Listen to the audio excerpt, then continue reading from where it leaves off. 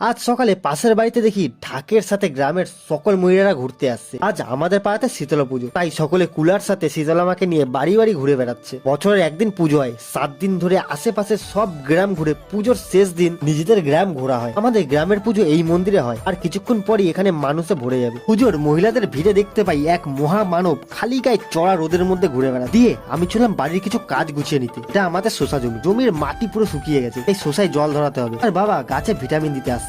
দিয়ে সোজা চলে এলাম কুলার কাছে। এটা শেষ বাড়ি, এখান থেকে কুলা নিয়ে পুকুরে কুলা স্নান করতে যাবে। আমরা তাসা ডাঙ্কা আর ঢাক নিয়ে কুলো বরণ করতে এলাম। এখান থেকে সবাই নাচতে নাচতে শীতলা মাকে নিয়ে যাবে, আর যাদের মানসিক ছিল তারা গন্ডি কাটতে কাটতে মন্দির অব্দি যাবে। পুকুর থেকে মন্দিরের দূরত্ব প্রায় 1 কিলোমিটার। আর এই ঠাকুমাকে দেখো, পুরো রাস্তা এরকম ভাবে একই রকম নেচেই যাচ্ছে, তৈরি একটু আলাপ ভাবনি। দিয়ে সকলে মন্দিরের কাছে এসে মন্দির পরিক্রমা করে গন্ডি কাটা শেষ করে তারপর সবাই চলে আসে পুজো করতে। আর আজ রাতে খিচুড়ি প্রসাদ হবে, তাই একদিকে সবাই সবজি কাটছে, দিয়ে সবাই ঢাকের তালে কোমর দুলিয়ে পুজো সম্পন্ন করে। সব থেকে ভালো লেগেছে আমাদের পুরোহিত মশাইয়ের নাচ। এরই মধ্যে সবার নাচের মধ্যে দেখা গেল এক মিষ্টি চোর, যারই মিষ্টি পাচ্ছে না কেন সব চুরি করে নিয়ে চলে আসছে। চোরকে ধরাবো না, কারণ চোর আমাদেরও চুরি করা মিষ্টি খাইয়ে মুখ পুরো বন্ধ করে রেখেছে। যাই হোক, পুজো সম্পন্ন করে প্রসাদ বিতরণ করা হয় এবং রাতের বেলা খিচুড়ি প্রসাদ দিয়ে আজকের ব্লগটাও শেষ করি।